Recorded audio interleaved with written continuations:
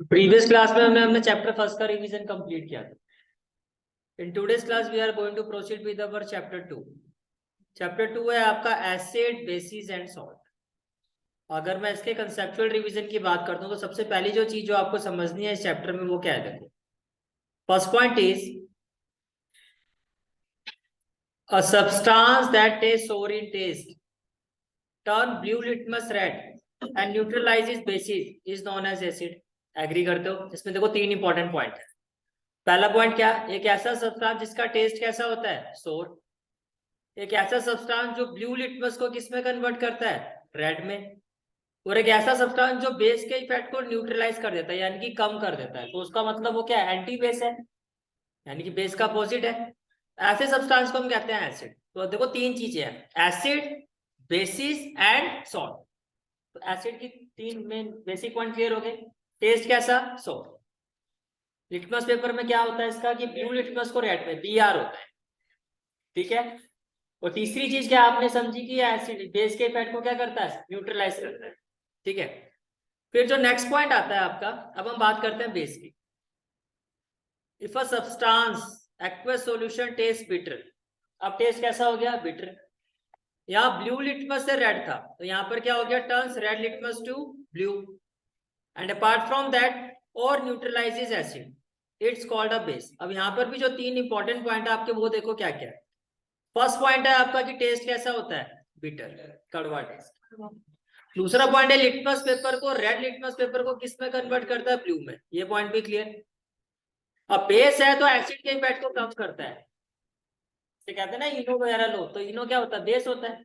अगर एसिडिटी वगैरह हो तो हमें कहा जाता है इनो ले लो, क्योंकि इनो क्या करता है, उस एसिड के इफेक्ट को क्या करता है, न्यूट्रलाइज करता है. तो बेस भी क्लियर, ठीक है. थर्ड पॉइंट आता है आपका, that is salt. Salt is a neutral material. एक न्यूट्रल मटेरियल होता है that has no effect on litmus in aqueous solution. Means आपको ये कहा जा रहा है ना ये एसिडिक होता है ना बेसिक. समझ में आ गया. तो सॉल्ट क्या होता है, न्यूट्रल होता है. यहाँ तक सारी चीजें क्लियर. चलो मैं आगे, ठीक है. हाँ जी,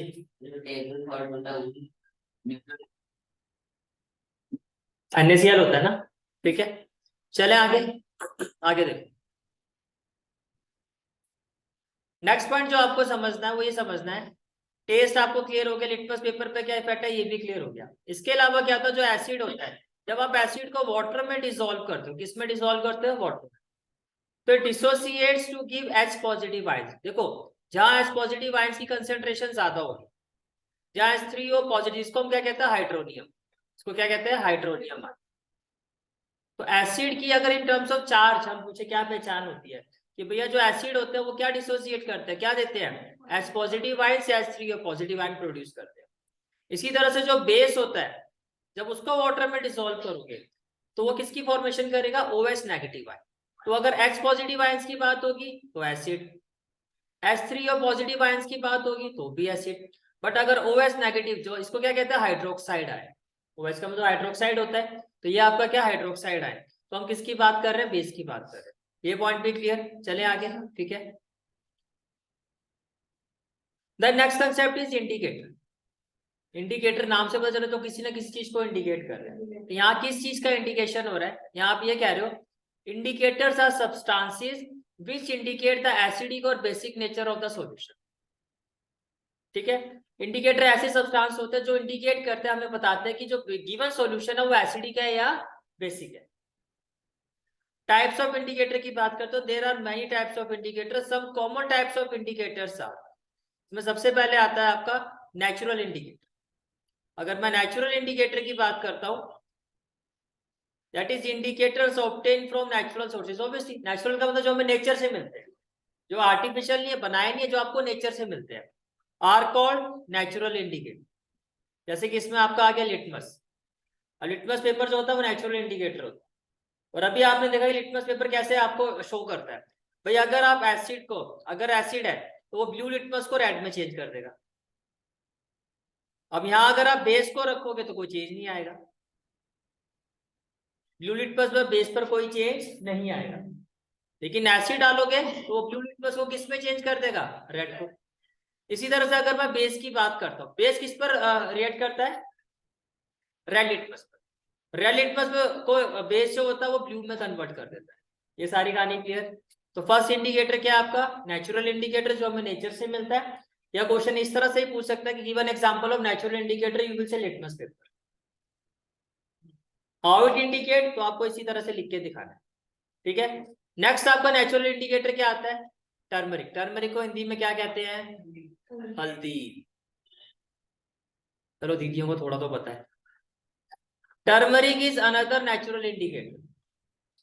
turmeric is another natural indicator. Colour क्या होता है इसका? येलो। खुद ही बता दे, कुछ और बोल देते मेरे को चक्कर आ जाते, पता नहीं कौन सी हल्दी खाते हो। टर्मरिक सॉल्यूशन और paper turns reddish brown with base. जैसे आप यहाँ इस पर बेस डालोगे, इस पर टर्मरिक पर, इसका ओरिजिनल कलर क्या होता है? येलो। तो बेस के इफेक्ट में इसका कलर कैसा हो जाएगा? Reddish brown. पहले बताओ, ये क्लियर? लेकिन जब आप इस पर एसिड को डालोगे तो इसका कलर चेंज नहीं होगा।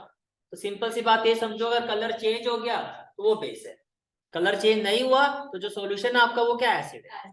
ये क्लियर कहानी? ठीक है, चलो आगे। फिर नेक्स्ट इंडिकेटर आते हैं आपके। नेक्स्ट टाइप ऑफ इंडिकेटर होता है ओल फैक्ट्री। ओल फैक्ट्री का मतलब होता है स्मेल। क्या होता है? स्मेल। अब इसमें देखो आपको क्या कहा जा रहा है? Substances which change their smell when mixed with acid or base are known as olfactory indicators. और इसके जो एग्जांपल्स है वो क्या है? 4 एग्जांपल्स, अनियन, वनीला एटसेट्रा। तो सबसे पहले हम बात करते हैं अनियन की। पेस्ट और juice of onion loses its smell when added with base. अगर आप अनियन में या जूस ऑफ अनियन लेते हो आप, उसमें अगर आप बेस को मिला देते हो तो उसकी जो स्मेल है वो खत्म हो जाएगी। और ऑनियन की कितनी अस्ट्रिंजेंट स्मेल होती है, कितनी तीखी स्मेल होती है ना ऑनियन की। ठीक है, आगे देखो। It does not change it smell with acid. तो हो गया इंडिकेट।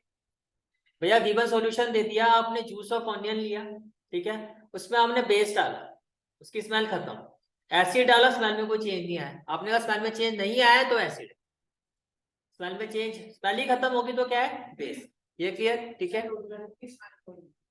हाँ जी, लूज का मतलब कम हो जाएगी, मतलब आपको पता लग जाएगा। लूजेज इट स्मेल का मतलब मैं ये नहीं कर रहा पूरी तरह से, पर बहुत कम हो जाती है।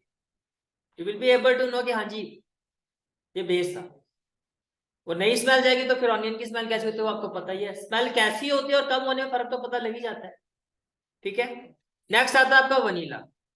The smell of vanilla vanishes with base.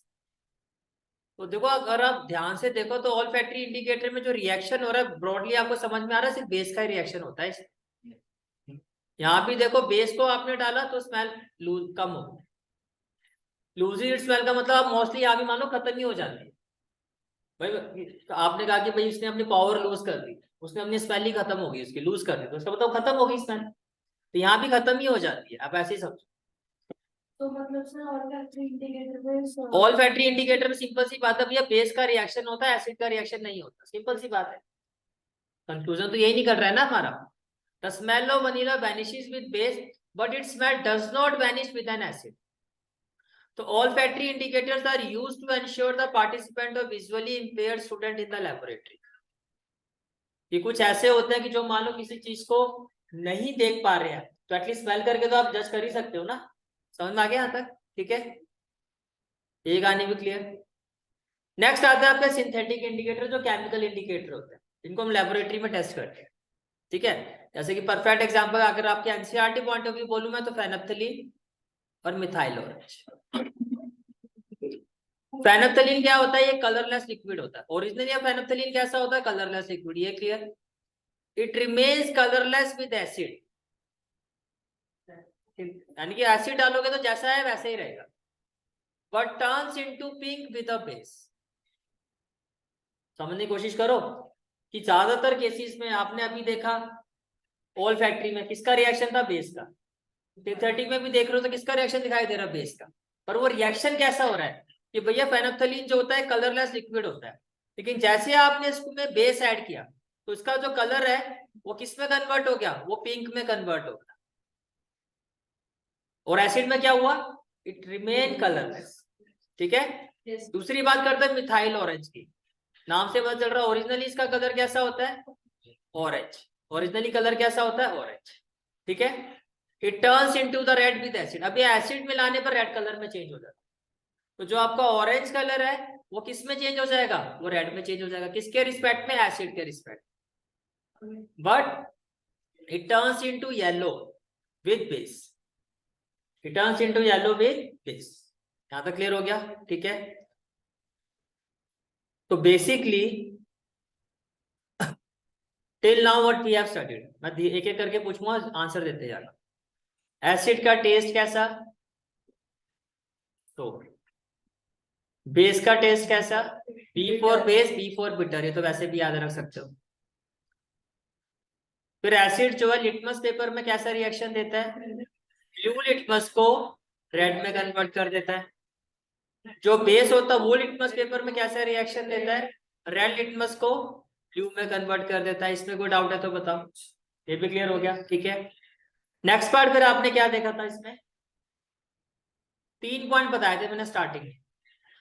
Acid जो होता है वो न्यूट्रलाइज करता है, किसको, न्यूट्रलाइज का मतलब किसके इफेक्ट को कम करता है, बेस के इफेक्ट। और जो बेस जो होता है वो किसके इफेक्ट को कम करता है, एसिड के।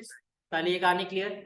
फिर हमने ये कहा, एक मिनट, जब हम एसिड को डिसॉल्व करते हैं, जब हम एसिड को डिसॉल्व करते हैं किसमें, वाटर में, तो एसिड से हमें क्या मिलेगा, H पॉजिटिव आयन और हाइड्रोनियम आयन।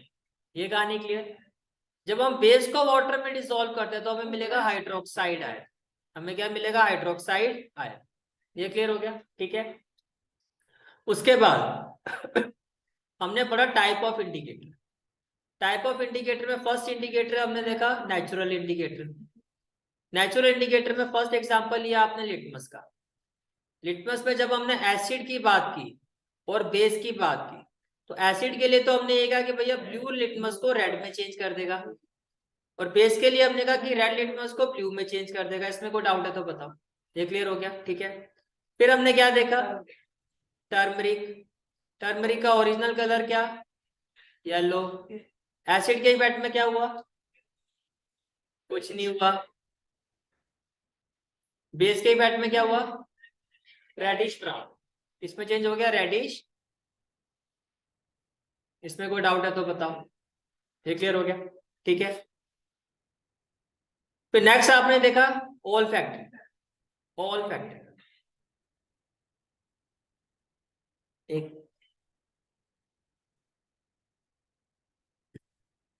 नेक्स्ट आपने क्या देखा, ऑल फैक्ट्री। अगर मैं ऑल फैक्ट्री की बात करता हूं तो ऑल फैक्ट्री में फर्स्ट क्या था आपका,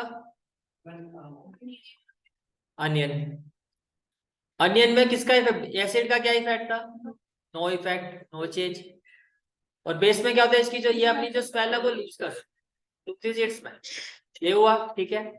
फिर हमने बात की वनीला की, सेम, नो चेंज, लेकिन यहाँ पर जो स्मेल है वो क्या होती है, वैनिश हो जाती है। क्लियर हो गया। फिर हमने थर्ड इंडिकेटर्स की बात की और वो थे आपके सिंथेटिक इंडिकेटर। सिंथेटिक इंडिकेटर में मैं आपके सिलेबस की बात करूं तो इसमें आप लोग फिनेप्थलीन और मिथाइल ऑरेंज, मिथाइल ऑरेंज। इसका जो ओरिजिनल कलर होता है वो ऑरेंज होता है, इसका जो ओरिजिनल कलर होता है कलरलेस। जब आप इसमें एसिड को डालोगे तो नो चेंज, ये कलरलेस ही रहेगा।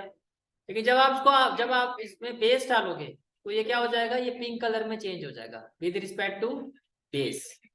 ये क्लियर। जब इसमें एसिड मिलाओगे तो ऑरेंज कलर किस पे चेंज हो जाएगा, और इसमें येलो। वेरी गुड, यहां तक सारी कहानी क्लियर हो गई, ठीक है। चलो अब आगे चलो।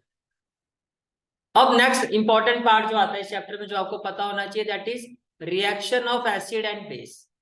Reaction of acid and base. सबसे पहली जो रिएक्शन जो हमने इस चैप्टर में स्टडी की थी वो ये थी कि अगर किसी भी एसिड को अगर हम मेटल के साथ रिएक्ट करते हैं तो there is a formation of salt plus hydrogen, ठीक है। दूसरी रिएक्शन क्या है, अगर किसी भी बेस को हम एसिड के साथ रिएक्ट करते हैं तो क्या होता है, there is a formation of salt plus water. ये रिएक्शन क्या है, ठीक है।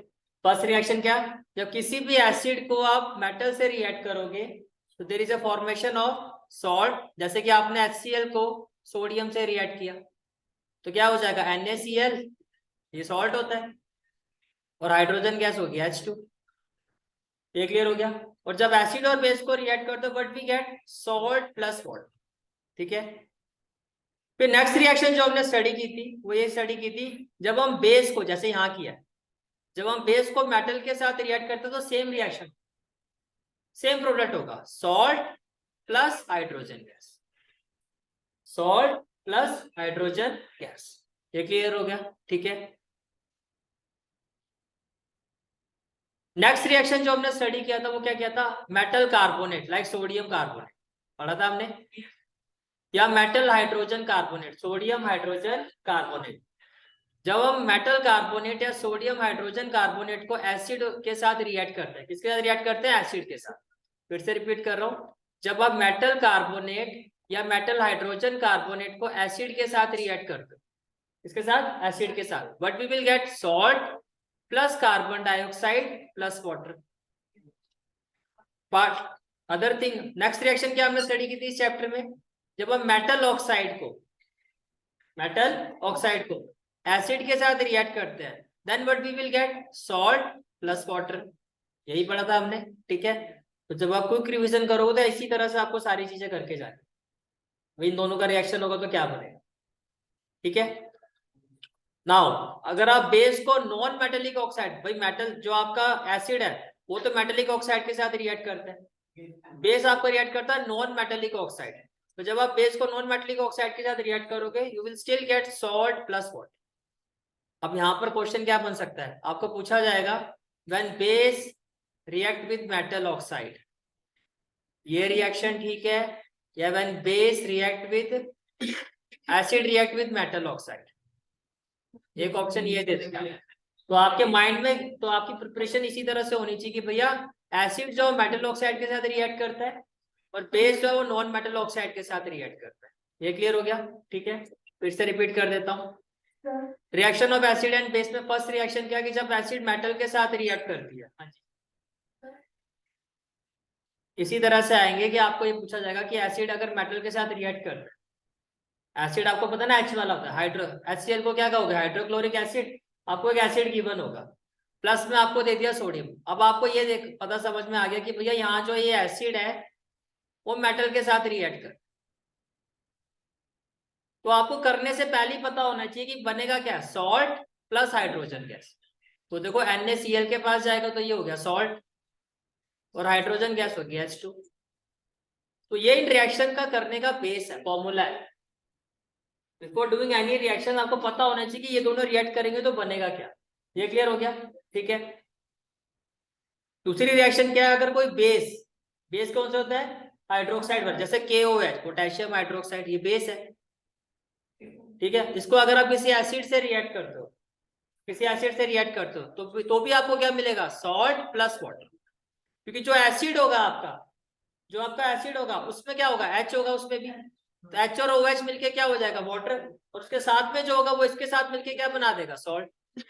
समझ में आ रही है ये चीज। ठीक है, थर्ड वाली रिएक्शन जो आपने पढ़ी वो क्या थी, किसी भी बेस यानी कि हाइड्रोक्साइड वाले, जैसे सोडियम हाइड्रोक्साइड ले लिया आपने, जैसे यहाँ पे देखो आपने ले लिया सोडियम हाइड्रोक्साइड और उसको रिएक्ट कर दिया आपने एसिड के साथ। ठीक है, अब आपने पहले देखा भैया यहाँ तो OH है, तो आपको समझ में आ गया ये तो बेस है, और यहाँ H है तो H का मतलब आपको समझ में आ गया ये तो एसिड है। तो आपको ये क्लियर होना चाहिए माइंड में, अब आपको क्या स्ट्राइक करना चाहिए आपके माइंड में कि जब बेस और एसिड रिएक्ट करते हैं तो बनता क्या है, सॉल्ट बनता है और वाटर बनता है। तो आपको समझ में आ रहा है कि NaCl बन जाएगा एक तो, और प्लस में क्या हो जाएगा, H और OH मिलके क्या बन जाएगा, वाटर। तो आप गलती नहीं करोगे, तो हो सकता है कि आप हाइड्रोजन गैस को रिलीज करवा के आ जाओ, या आप कुछ भी कर सकते हो। तो इसलिए आपको ये रिएक्शन का जो करने का वे है वो ये होता है, तो पहले से आपके माइंड में चीज पता होनी चाहिए कि ये दोनों चीजें रिएक्ट करेंगी तो बनेगा क्या। तो वो क्या क्या चीजें आपको पता होनी चाहिए वो मैं आपको बताऊं। इसी तरह से एग्जाम में ये भी आ सकता है कि एक बेस को आप मेटल के साथ रिएक्ट करवा रहे हो, एक बेस को आप किसके साथ रिएक्ट करवा रहे हो, मेटल के साथ रिएक्ट करवा रहे हो, then what we will get, salt plus hydrogen gas. तो एक चीज अब फिर इसको आगे देखो और अपने नोट्स को कैसे प्रॉपर बेटर कर सकते हो कि भैया ये दोनों रिएक्शन जो होती है वो सेम प्रोडक्ट देती है। दोनों रिएक्शन से करके आपको ये दे देंगे भैया एसिड प्लस मेटल रिएक्ट कर रहे हैं और बेस प्लस मेटल होगा, और 4 ऑप्शन दे देंगे, which of the following option is correct. तो आपको पहले क्लियर होना चाहिए दोनों में सेम प्रोडक्ट बनता है, that is salt plus hydrogen gas. किसी भी तरह से क्वेश्चन घुमा के पूछ सकते हैं। तो in the at the end of the day आपका जो बेस है वो स्ट्रॉन्ग होना चाहिए कि आपको, क्योंकि रिएक्शन में तो कुछ भी दे सकता है। समझ में आ रहा है क्या कह रहा हूँ मैं आपको? तो आपको ये आपका काइंड ऑफ आप समझो जैसे मैथ्स में फॉर्मूले होते हैं, ठीक है। फिर फोर्थ रिएक्शन जो हमने डिस्कस की वो क्या डिस्कस की कि मेटल कार्बोनेट, कार्बोनेट का मतलब CO3, जहां आपको CO3 दिखाई दे रहा है, जब वो एसिड के साथ रिएक्ट करेगा तो व्हाट वी विल गेट, देखो जहां भी CO3 होगा प्रोडक्ट में आपको CO2 तो मिलेगा ही मिलेगा, इस चीज का ध्यान रखो। What we will get, salt plus carbon dioxide plus water, plus water. ये क्लियर हो गया? मतलब कि मैं आपको ये बता रहा हूँ कि इसको रिवाइज कैसे करना, प्रिपेयर कैसे करना है। रिएक्शन तो सारी आपको लिखवाई हुई, सब कुछ लिखवाया हुआ है, एग्जांपल्स वगैरह सब लिखवा रहे हैं। रिवीजन का मतलब क्या होता है कि कंसेप्चुअल रिवीजन, कंसेप्ट क्या है चैप्टर, ये क्लियर हो गया बात, ठीक है। इसी तरह से मेटल ऑक्साइड, अब मेटल के साथ ऑक्सीजन लगा दो तो मेटल ऑक्साइड हो गया। अगर मेटल ऑक्साइड को आप एसिड से रिएक्ट करोगे what we will get, salt plus water, salt plus water. ये क्लियर हो गया, ठीक है। इसी तरह से बेस, अब यहाँ पर थोड़ा सा आपको हाईलाइट करना है, स्टार लगाना है कि भैया बेस जो है वो किससे रिएक्ट करेगा, नॉन मेटेलिक ऑक्साइड से, और एसिड किससे रिएक्ट करेगा, मेटेलिक ऑक्साइड से। प्रोडक्ट आपका स्किल सेम, क्लियर हो गया यहाँ तक, ठीक है। इसके बाद इस चैप्टर में जो नेक्स्ट कंसेप्ट है जो आपको पता होना चाहिए, जिस पर क्वेश्चन भी आ सकता है कि अल्कली क्या होता है। बहुत बार स्टूडेंट इसमें कंफ्यूज होते हैं, जैसे आपने पूछा था एनहाइड्रस क्या होता है, इसी तरह से वो कहता है अल्कली क्या होता है। समझ आ गया, ठीक है। तो अल्कली क्या होता है, alkali is an aqueous solution of a base mainly metallic hydroxide. तो अल्कली में बेसिकली क्या होता है, मेटेलिक हाइड्रोक्साइड्स आती है। अल्कली में क्या आती है आपकी, metallic hydroxide. It dissolve in water and dissociate to give OH negative ion. जो मेटेलिक हाइड्रोक्साइड्स होती हैं या अल्कली जो होते हैं वो वाटर में क्या हो जाते हैं, डिसॉल्व हो जाते हैं। और वाटर में डिसॉल्व हो जाएंगे तो आयनिक फॉर्मेशन होगा। तो जब वो आयनिक फॉर्मेशन होता है तो क्या बनता है, OH नेगेटिव आयन, क्योंकि हाइड्रोक्साइड से आपको दिख ही रहा है OH है। OH से जो आयन बनेगा वो क्या होगा, OH नेगेटिव आयन। समझ में आ रहा है? जितने भी अल्कली होते हैं वो बेसिस होते हैं। ये भी एक स्टेटमेंट आ सकती है, जैसा होता है ना असर्शन और रिएक्शन वाला, कुछ रीजनिंग वाला, असर्शन और रीजनिंग वाला, उसमें स्टेटमेंट दे देंगे all alkali are bases but all bases are alkali, या तो ऐसे दे देंगे, या all alkali are bases but not all bases are alkali. तो आपको पता होना चाहिए भाई जितने भी अल्कली होते हैं वो बेस तो है क्योंकि OH वाले हैं। समझ में आ रहा है? लेकिन सारे के सारे जो बेस होते हैं वो अल्कली नहीं होते, बिकॉज सारे के सारे जो होते हैं वाटर में डिसॉल्व नहीं होते हैं। यहाँ पे ऐसे सब समझ में आ रहा है क्या कह रहा हूँ मैं आपको, ठीक है। सारे के सारे जो होता है इसकी प्रॉपर्टी शो नहीं करते। तो आपको सिंपल सी बात है, आप ऐसे याद रखो कॉम्बिनेशन होता है A to B का, कि अल्कली जो होते हैं सारे के सारे बेसिस होते हैं, उल्टा नहीं जाना है, बेस टू अल्कली। ये छोटे छोटे पॉइंट इस तरह से याद रखने हैं आपको, कुछ भी ऐसी ट्रिक बना दिया करो, पर ट्रिक ऐसी बनाओ जो याद रहे, ऐसी ना हो कि जो है वो भी भूल जाओ, फिर ट्रिक ही मत बनाते रह जाए। हाँ दीदी, हाँ दीदी OH आ गया, मेटेलिक हाइड्रोक्साइड है तो है इसका एग्जाम्पल। हाँ जी, हाँ जी, ये क्लियर हो गया। OH वाले जो होते हैं आपके वो सारे के सारे अल्कली, क्लियर हो गया था, ठीक है। इसके बाद जो नेक्स्ट कंसेप्ट आपको पता होना चाहिए वो होता है डाइल्यूशन। पर डाइल्यूशन का मतलब होता है एडिशन ऑफ वाटर, ऐसे सब दो यहाँ पर आपके कंसेप्ट होते हैं, एक होता है कंसेंट्रेटेड, एक होता है डाइल्यूटेड, अगर आपको याद है। और इस पर बड़ा इंपॉर्टेंट क्वेश्चन है आपका NCERT का, कि वाटर को एसिड में ऐड करना चाहिए, एसिड को वाटर।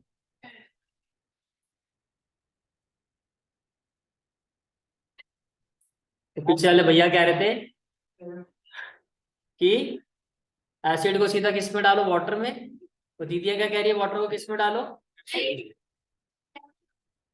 अच्छा, दीदी भी कह रही है एसिड को वाटर। क्यों ऐसा करना चाहिए, हाँ जी प्रधान, हाँ जी सब आप बताओ, बताओ किसको किस में ऐड करना चाहिए। वाह देखा, एक जोशीला बच्चा जो होता है कहीं ना कहीं दिख ही आता है, बच्चे का जोश ही बता रहा है, उस बच्चे का जोश अलग ही बता रहा है। समझ में आ गया? तो क्या कहा भाई ने, वाटर को एसिड में आकर खुद भी चलो और आसपास वालों को भी निकालो, ना रहेगा बांस ना बचेगी बांस। भैया सिंपल सी बात है, जब आप एसिड को वाटर में रिएक्ट करोगे तो जो एक्सोथर्मिक रिएक्शन है वो आपकी कंट्रोल हो जाएगी। वाटर ज्यादा एसिड धीरे धीरे डालोगे तो डाइल्यूटेड करने का वे ये होता है, डाइल्यूटेड करने का वे ये होता है, ठीक है। तो ये चीज समझ में आ गई, डाइल्यूशन का मतलब क्या, एडिशन ऑफ वाटर, पहले तो ये चीज को समझो। तो dilution is the process of reducing the concentration of solution by adding more solvent, usually वो क्या होता है वाटर, तो आप वाटर को ही समझो, आपके लिए समझना इजी हो जाएगा, ठीक है। It is highly exothermic reaction to dilute acid, the acid must be added to water. इस पर भैया बहुत ही इंपॉर्टेंट क्वेश्चन आता है, मैं बार बार कह रहा हूँ, ये चीज क्लियर होनी चाहिए कि एसिड को आपको किस में डालना है, वाटर में डालना है, क्योंकि रीजन क्या है, ये रीजन है इसका, because it is highly exothermic reaction. समझ में आ गया। इसके बाद जो नेक्स्ट कंसेप्ट आता है इस चैप्टर का आपका, दैट इज स्ट्रॉन्ग एसिड और बेस। स्ट्रॉन्ग एसिड और base, when all molecules of a given amount of an acid or a base dissociate completely, यानी कि completely अगर आयोनाइज्ड हो जाते हैं तो आप कहोगे वो स्ट्रॉन्ग एसिड है। समझा गया। मेन पॉइंट यहाँ पर जो समझना आपको क्या कि स्ट्रॉन्ग एसिड और बेस की क्या पहचान होती है, डिसोसिएट कंप्लीटली। डिसोसिएशन का मतलब फॉर्मेशन ऑफ आयंस। समझ में आ गया। इतना ज्यादा अगर कंप्लीटली आयोनाइज होगा तो कंसेंट्रेशन ऑफ आयन जो भी उसकी प्रोड्यूस हो रही है वो ज्यादा रहेगी। और डिसोसिएशन किस में होता है आपका, वाटर में, to furnish their respective ions. अब स्ट्रॉन्ग बेस का मतलब क्या होगा, उसमें जो concentration of H positive ion होगी स्ट्रॉन्ग एसिड में वो ज्यादा होगी। स्ट्रॉन्ग बेस में क्या होगा, concentration of OH negative ion जो होगी वो आपकी ज्यादा होगी। ये क्लियर हो गया, ठीक है। इसके बाद आगे देखो, वीक एसिड और base, when only a few of the molecule of a given amount of an acid or a base, few, यहाँ पर क्या था, ऑल मॉलिक्यूल, फर्क समझ में आ रहा है। यहाँ पर आप कह रहे हो कुछ ही मॉलिक्यूल जो होते हैं जब उनको हम वाटर में डालते हैं तो आयोनाइजेशन करते हैं, डिसोसिएशन होता है। लेकिन स्ट्रॉन्ग एसिड और बेस में क्या होता है, जितने भी मॉलिक्यूल्स होते हैं उन सभी का क्या होता है, आयोनाइजेशन होता है। ये क्लियर हो गया, ठीक है। इसके बाद जो नेक्स्ट कंसेप्ट होता है वो ये होता है, आपको याद होगा हमने पीएच स्केल पढ़ा था, जो पोटेंशियल ऑफ हाइड्रोक्साइड आयंस की हमें वो हाइड्रोजन आयंस के बारे में बताते हैं, ठीक है। ये पीएच स्केल इस तरह से होता है, पीएच स्केल में वैल्यूएशंस होती है 0 से लेके 14 तक। 7 जो होती है सेंट्रल वैल्यू होती है, तो इसको हम क्या कहते हैं, न्यूट्रल वैल्यू। 7 क्या होती है, न्यूट्रल वैल्यू, ठीक है। मैं पूछूंगा, ध्यान से सुनना। 7 से जैसे आप पीछे की तरफ जाओगे, जैसे आप पीछे जाते जा रहे हो, पीछे जाते जा रहे हो, जो एसिडिक स्ट्रेंथ है, जो एसिडिक स्ट्रेंथ है वो क्या होती है, वो इंक्रीज होते जाती है।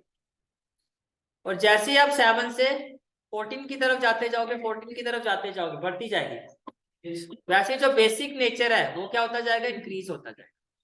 यहाँ पे जो आपको ये ब्लू वाला पार्ट है, जिसको मैं रेड कलर से भी शेड करके दिखा रहा हूँ, ये आपको दिखा रहा है हाइड्रोजन आयंस के बारे में। तो मैंने क्या कहा, जैसे देखो आप 7 से लेफ्ट वाली साइड में जा रहे हो, ये ब्लू शेड आपका बढ़ता जा रहा है ना। ब्लू शेड बढ़ने का मतलब है कि concentration of H positive ions है ये बढ़ती जा रही है, और इसके बढ़ने का मतलब क्या है कि हाईली एसिडिक। जैसे आप राइट साइड में जा रहे हो तो कंसंट्रेशन जो धीरे धीरे धीरे धीरे धीरे कम होती जा रही है, इसकी कम होने का मतलब है किसकी कंसंट्रेशन बढ़ रही है, OH नेगेटिव आयन। इसका मतलब कहाँ की आपका जो बेसिक नेचर है वो क्या हो रहा है, वो इंक्रीज। ये क्लियर हो गया, ठीक है। इसके बाद जो नेक्स्ट कंसेप्ट आता है जो आपको पता होना चाहिए, that is importance of pH in everyday life. जो हमारा डाइजेस्टिव सिस्टम होता है, पहले उसकी बात करते हैं। क्वेश्चन इस तरह से आ गया तो क्वेश्चन डायरेक्टली पूछा जाएगा, importance of pH in everyday life बताओ कि पीएच स्केल क्या होता है, क्या हमें इंडिकेट करता है और इसकी इंपॉर्टेंस क्या होती है। मेन क्वेश्चन तो इस तरह से आता है। या आपको पूछा जाएगा importance of pH in everyday life with respect to digestive system. Digestive system में पीएच का क्या रोल होता है, तो आप इस तरह से आंसर दोगे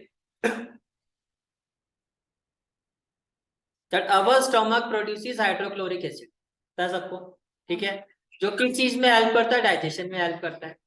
देन ड्यूरिंग इनडाइजेशन, जब इनडाइजेशन हो जाता है, stomach produces too much acid, तो आपने सुना ना acidity, stomach produces too much, जब टू मच एसिड की हम बात कर रहे हैं इसका मतलब acidity, and this cause pain and irritation. फिर हम क्या करते हैं, to get rid of this pain antacids like magnesium hydroxide यानी कि MgOH whole twice, also known as milk of magnesia. ये भी आपका 1 मार्क का क्वेश्चन बनता है कि मिल्क ऑफ मैग्नीशिया किससे कहा जाता है, तो आप क्या कहोगे, magnesium hydroxide. And sodium hydrogen carbonate that is baking soda are use to neutralise excess acid. ये क्लियर हो गया, ठीक है। एंटासिड्स का मतलब जो एसिड के इफेक्ट को कम करता है, बेस। एंटा एसिड बोलेंगे तो बेस, एंटा बेस बोलोगे तो वो आपका हो गया एसिड। ऐसे बेसिकली जो वर्ड यूज किया जाता है वो एंटा एसिड यूज किया जाता है, ठीक है, बेस के लिए वर्ड यूज किया जाता है। नेक्स्ट आता है आपका ये इंपॉर्टेंट है भाई, tooth decay caused by acids. Tooth decay caused by acid, इसमें क्या होता है देखो, the bacteria present in our mouth convert the sugar into acid. अब एक पर्टिकुलर वैल्यू से अगर नीचे जाते हैं वैल्यू इसकी एसिड की, जो हमारे माउथ में प्रोड्यूस हो रहा है, इससे हमारे दांत खराब हो। When the pH of acid formed in the mouth falls below 5.5, तो आपको इस चीज पर फोकस कर रहा है 5.5। अगर 5.5 से pH वैल्यू क्या होती है, डाउन होती है, ठीक है, टूथ डिकेइंग स्टार्ट। और इसी तो आपका जो कोलगेट होता है वो आपका क्या होता है, वो बेस होता है।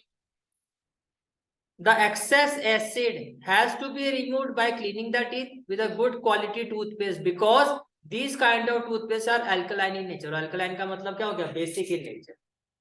क्लियर हो गया क्यों टूथपेस्ट के लिए कहा जाता है कि वो स्पेशली कहा जाता है कि 2 टाइम करना चाहिए, सुबह शाम। ठीक, वही डिकेइंग होने का मतलब यही है, खराब होना शुरू हो जाते हैं, ठीक है। नेक्स्ट आता है आपका पीएच ऑफ ए सॉइल। ये 3 इंपॉर्टेंट है। पहला क्या, डाइजेस्टिव सिस्टम, उसके बारे में आपको पता होना चाहिए। मिल्क ऑफ मैग्नीशिया का फॉर्मूला क्या, मैग्नीशियम हाइड्रोक्साइड, या किसका यूज करता हूँ एसिडिटी के केस में, सोडियम हाइड्रोजन कार्बोनेट, जिसको हम और क्या कहते हैं, कॉमन नेम क्या होता है, बेकिंग सोडा।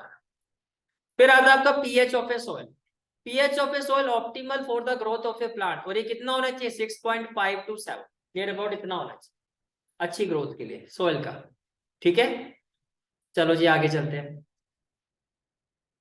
नेक्स्ट कंसेप्ट आता है, this is a very very important part of this chapter, preparation and uses of important compound. सबसे पहला जो कंपाउंड हम ले रहे हैं यहाँ पे वो है sodium hydroxide. Sodium hydroxide, when electricity is pass through an aqueous solution of sodium chloride. आपने क्या किया, देखो ये है सोडियम क्लोराइड, आपने सोडियम क्लोराइड से क्या पास करवाया, इलेक्ट्रिसिटी, इलेक्ट्रिक करंट को पास करवाया, ठीक है। When electricity is passed through an aqueous solution, अब देखो जो aqueous solution of sodium chloride होता है उसको ब्राइन कहते हैं। क्या कहते हैं, ब्राइन। ये भी इंपॉर्टेंट पार्ट है, कई बार एग्जाम में आता है। जो aqueous solution of sodium chloride होता है उसको क्या कहा जाता है, ब्राइन। सोडियम क्लोराइड तो आपका सॉल्ट हो गया, aqueous solution of सोडियम, ये क्या करता है, decompose to form sodium hydroxide. ये दिखाई दे रहा है आपको, ठीक है। The process is called chlor alkali process. ये भी क्वेश्चन आता है कि क्लोर एल्कली प्रोसेस क्या होता है, तो आप ये पूरा एक्सप्लेन करोगे। फिर ये भी पूछा जाता है why it is called chlor alkali process, because of the product form, chlor आ गया यहाँ पे क्लोरीन की वजह से, जो आपको ये दिखाई दे रहा है, और एल्कली आ गया आपका because of sodium hydroxide, OH वाले, ज्यादा ना OH वाले मेटल हाइड्रोक्साइड जो होता है एल्कली होते हैं। तो एक तो एल्कल है, एल्कली ये हो गया, और ये क्या हो गया, क्लोर हो गया। तो क्लोर एल्कली इसलिए कहा जाता है, यानी कि जो प्रोडक्ट की जो नेचर होती है उसी बेसिस में क्लोर एल्कली बोला जाता है। समझ में आ गया। तो यहाँ से 2-3 क्वेश्चन बनते हैं। पहला क्वेश्चन ब्राइन, तो आप क्या कहोगे, जो एक्वस सॉल्यूशन होता है सोडियम क्लोराइड का उसको ब्राइन कहते हैं, फर्स्ट पॉइंट क्लियर। दूसरा क्वेश्चन क्या होता है कि जो सोडियम हाइड्रोक्साइड की जो फॉर्मेशन होती है, इस पूरे प्रोसेस को क्या कहा जाता है, क्लोर एल्कली प्रोसेस। क्या होता है भैया, आपने सोडियम क्लोराइड से जब इलेक्ट्रिक करंट को पास करवाया, ये थ्रू वाटर होगा, what we get, sodium hydroxide that is alkali, chlorine gas that is chlor, and hydrogen gas. Because of these two products, chlor or alkali, the complete process is called as chlor alkali process. Is it clear? ठीक है। फिर आपका question बनता है कि इसके uses क्या होते हैं। तो अगर मैं यूजेस की बात करता हूँ तो आप कहोगे sodium hydroxide is use for degreasing of metal, manufacturing of paper. Main point आपके लिए जो इजी बताया था, मैन्युफैक्चरिंग ऑफ पेपर में यूज होता है, मैन्युफैक्चरिंग ऑफ सोप, तभी मैं कह रहा हूँ कि जो इंपॉर्टेंट चीज है, देखो ग्रीस होता है किसी चीज को क्या करना, जो फ्रिक्शन है उसका वो करना, डीग्रीस उसका अपोजिट हो गया। फ्रिक्शन लेस होता है, कहता है ना ग्रीस वगैरह तो उसको। डिटर्जेंट, आर्टिफिशियल फाइबर, तो आपने मेनली यूजेज में क्या क्या याद रखना है कि sodium hydroxide is use in the manufacturing of paper, soap, detergent etcetera, that's समझ में आ गया। तो सोडियम हाइड्रोक्साइड की जो फॉर्मेशन होती है उस प्रोसेस को क्या कहते हैं, क्लोर अल्कली क्यों कहा जाता है कि अल्कली सोडियम हाइड्रोक्साइड और क्लोरीन गैस, वहां से आ गया क्लोर और अल्कली, ये क्लियर हो गया। फिर आता है कि इसकी प्रिपरेशन, अब किसकी प्रिपरेशन की बात करें, ब्लीचिंग पाउडर। नेक्स्ट कंपाउंड हमारा क्या आ गया, ब्लीचिंग पाउडर। ब्लीचिंग पाउडर का केमिकल नेम क्या, कैल्शियम ऑक्सीक्लोराइड। कैल्शियम से हो गया Ca, ऑक्सी से हो गया O, क्लोराइड से हो गया Cl2। पहले बताओ ये clear, what is the chemical name of bleaching powder, calcium oxychloride. What is the common name of calcium oxychloride, bleaching powder. ठीक है, ब्लीच का मतलब काइंड ऑफ शाइन प्रोवाइड कर। अब ये कैसे बनता है, bleaching powder is produced by the action of chlorine on slack lime. अब ये इंपॉर्टेंट पार्ट आ गया कि आपको आप ये भी पूछा जा सकता है कि स्लेक ड्राई, सिर्फ यही स्लेक लाइम का फॉर्मूला क्या होता है, तो आपको पता होना चाहिए कैल्शियम हाइड्रोक्साइड। तो जब आप कैल्शियम हाइड्रोक्साइड को क्लोरीन गैस के साथ रिएक्ट करते हो, then you will get calcium oxychloride plus water. तो ये जो कैल्शियम ऑक्सीक्लोराइड होता है इसी को हम क्या कहते हैं, ब्लीचिंग, इसी को क्या कहा जाता है, ब्लीचिंग पाउडर। ये क्लियर हो गया, ठीक है। अब बात करते हैं ब्लीचिंग पाउडर का यूज क्या होता है।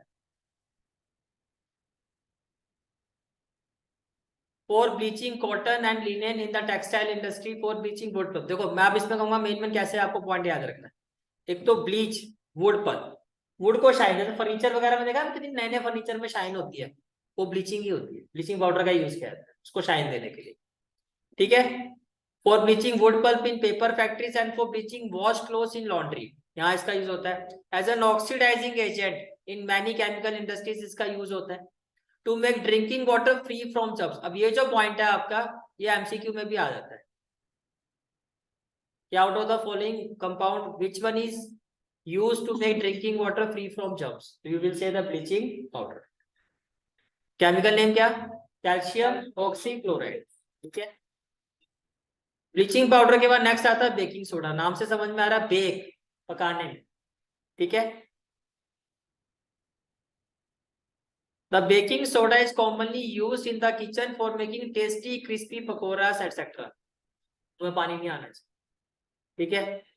Sometimes it is added for faster cooking. The chemical name of the compound is sodium hydrogen carbonate. इस तरह से भैया डायरेक्ट क्वेश्चन आता है कि बेकिंग पाउडर का केमिकल नेम क्या। जो जो चीजें मैं हाईलाइट कर रहा हूँ, जब रिकॉर्डिंग एनालिसिस के थ्रू अपने नोट्स कंप्लीट करोगे तो इन चीजों को हाईलाइट कर रहे हैं। Sodium hydrogen carbon, it is produced using sodium chloride as one of its raw material. देखो क्या होता है, आपने क्या किया, कैसे बनता है, सोडियम क्लोराइड रॉ मटेरियल की बात किया ना, यानी कि उससे वो चीज बनी है। ये भी आया था कि किस कंपाउंड में सोडियम क्लोराइड एक रॉ मटेरियल की तरह यूज होता है, तो आप क्या कहोगे, देखिए किस कंपाउंड की फॉर्मेशन में sodium chloride is used as one of the raw material. ये जो जो पॉइंट मैं हाईलाइट कर रहा हूँ इसी तरह से आपके क्वेश्चन निकल के बनते। तो सोडियम क्लोराइड को किससे रिएक्ट किया आपने, वाटर, वाटर को किससे रिएक्ट किया, carbon dioxide plus ammonia. What we will get, ammonium chloride plus sodium hydrogen carbonate, and this sodium hydrogen carbonate is what, baking soda. ये भी क्लियर हो गया, ठीक है। चलें आगे, अब बात करते हैं यूज ऑफ बेकिंग सोडा। तो अगर मैं यूज की बात करता हूं, for making baking powder, baking soda से क्या बनता है आपका, baking powder, which is a mixture of baking soda, sodium hydrogen carbonate and a mild edible acid such as tartaric acid. ये रेयर चीज है जो आपको पता होनी चाहिए कि भैया बेकिंग सोडा से बेकिंग पाउडर बनता है, ये तो चलो आप इजिली जज कर लोगे। ठीक है, कि जो बेकिंग सोडा उससे हम क्या बनाते हैं, बेकिंग पाउडर। तो बेकिंग पाउडर में क्या क्या होता है, ऑब्वियसली एक तो बेकिंग सोडा ही होता है, प्लस माइल्ड एसिड, यानी कि ज्यादा स्ट्रॉन्ग एसिड नहीं होगा, वीक एसिड होगा। माइल्ड का मतलब ये होता है। तो कौन सा एसिड होता है जनरली जो हम यूज करते हैं, टार्ट्रिक एसिड। तो अगर आप tartaric acid plus baking powder अगर आप करते हो, सॉरी बेकिंग सोडा करते हो, baking soda, what you will gate, baking powder.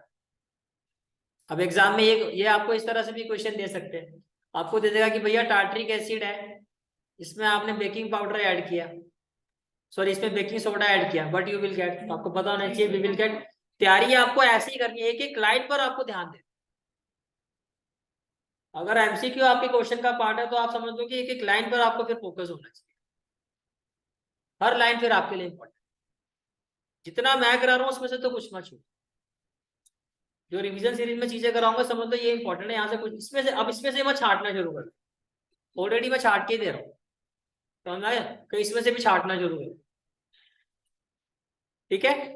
When baking powder is heated, जब हम बेकिंग पाउडर को हीट करते हैं और mix in water, the following reaction takes place, that is sodium hydrogen carbonate plus, ये reaction इतना important नहीं है, इसको छोड़, पर ये क्लियर हो गया इतना पार्ट, ये क्लियर हो गया, ठीक है। उसके बाद नेक्स्ट आता है आपका, ये मैंने आपको अभी डाइजेस्टिव सिस्टम वाले में बात बताई है कि सोडियम हाइड्रोजन कार्बोनेट क्या करता है, ये न्यूट्रलाइज करता है एक्सेस एसिड को स्टोमक में।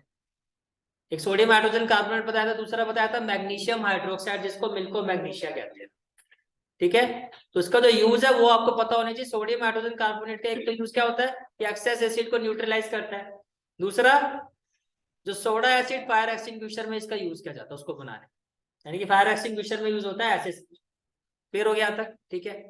नेक्स्ट आता है आपका washing soda, washing soda, washing जहां आ गया समझ लो कि molecules of water, crystalline, crystal, ये ठीक है। ये कैसे बनता है, जब हम सोडियम कार्बोनेट में मॉलिक्यूल्स वाटर को ऐड करते हैं तो कितने मॉलिक्यूल ऐड होते हैं, 10 मॉलिक्यूल्स ऑफ, इसको हम बोलते हैं डेकाहाइड्रेट, ये तो sodium carbonate decahydrate, that is washing soda. Baking soda क्या, sodium hydrogen carbonate, washing soda क्या, सोडियम कार्बोनेट डेकाहाइड्रेट, डेकाहाइड्रेट का मतलब addition of 10 molecules of water. अब ये आप नहीं ऐड करोगे, अपने आप ही 10 मॉलिक्यूल्स ऑफ वाटर ही इसके, ये क्रिस्टल्स होते हैं, क्या होता है क्रिस्टल, ये क्लियर हो गया। उसका था, ये था, जब इसकी बात कर रहे हो आप तो ये हो गया आपका सोडियम हाइड्रोजन कार्बोनेट, NaCO3, वहां हाइड्रोजन ही होता, वहां होता है Na2CO3 सोडियम कार्बोनेट। और वॉशिंग है तो वॉशिंग से याद रखना, वॉशिंग से क्या है, पानी आप दिमाग में आता है, तो इसमें 10 मॉलिक्यूल्स ऑफ वाटर जुड़ते हैं। अब ये बना वॉशिंग, समझ में आ गया।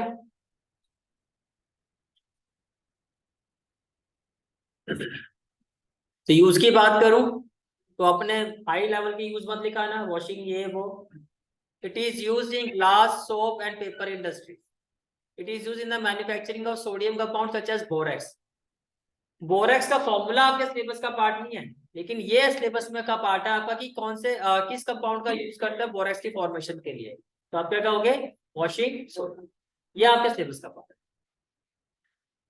सोडियम कंपाउंड ही होता है दीदी एक, ठीक है। Sodium carbonate can be used as a cleaning agent for domestic purposes. अब जो आप लिखते हो ना वो देहातियों वाली English, clothing for washing clothes और ये उस लाइन को एक स्टैंडर्ड वे में लिखा गया कि sodium carbonate can be used as cleaning agent for domestic purposes. ये पढ़ा लिखा वाली line, for washing shirt, for washing trouser है। It is used for removing permanent hardness of water, ये भी इंपॉर्टेंट पॉइंट है। Which compound is used to remove permanent hard water, क्या होता है आपका बोरिंग वाला पानी जो होता है, जो हेडपंप वाला होता है, ठीक है। और इसके बाद most important concept that is plaster of Paris, किससे बनता है ये, जिप्सम से, विच is a very hard substance, ठीक है। जब हम जिप्सम को हीट करते हैं, कितने टेम्परेचर में हीट करते हैं, 373 केल्विन। जब हम जिप्सम को हीट करते हैं कितने टेम्परेचर में, 373 केल्विन, तो इट लूजेस वाटर मॉलिक्यूल। तो जब हीट करो तो इसमें क्या होता है, यानी कि ये क्रिस्टल फॉर्म में होता है, वाटर मॉलिक्यूल अगर उसमें ऑलरेडी है तभी तो लूज होंगे, and become calcium sulphate hemi. Hemi का मतलब होता है हाफ, हैमी का मतलब क्या होता है, this is called plaster of Paris. तो formula of plaster of Paris क्या होता है, कैल्शियम सल्फेट हैमी। इसको सेमी मत करके आ जाना, मैथ्स के बड़े फैन रहते हो, हैमी ही लिख के आ, लेकिन मतलब सेम ही है।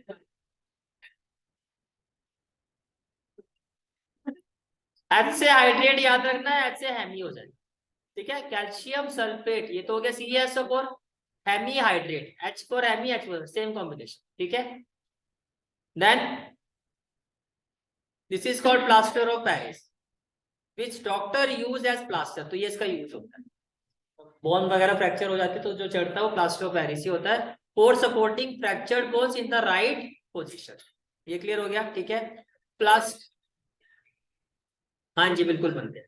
Plaster of Paris is a white powder on mixing with water. आप देखो जब आप प्लास्टर ऑफ पेरिस को वाटर के साथ मिक्स कर दोगे, what you will get, calcium sulphate dihydrate, ये जिप्सम होता है। आपने क्या किया, कैल्शियम सल्फेट डाइहाइड्रेट को आपने हीट किया, आपने क्या किया, हीट किया, और किस टेम्परेचर में हीट किया आपने, 373। किस टेम्परेचर में हीट किया आपने, 373। तो इट विल लूज वाटर, तो क्या बनेगा, कैल्शियम सल्फेट हेमीहाइड्रेट, ये क्लियर हो गया। तो कितने वाटर मॉलिक्यूल लूज हो गए, 1.5। तो ये जो बना आपका, that is plaster of Paris, that is plaster of Paris. और ये जो प्लास्टर ऑफ पेरिस है, अब इसमें 1.5 ही तो ऐड करोगे, then you will get 2H2O, this is gypsum. तो ये आपका कंप्लीट रिवीजन एनालिसिस था चैप्टर 2 का। क्लियर हो गया सारे कंसेप्ट, ठीक है।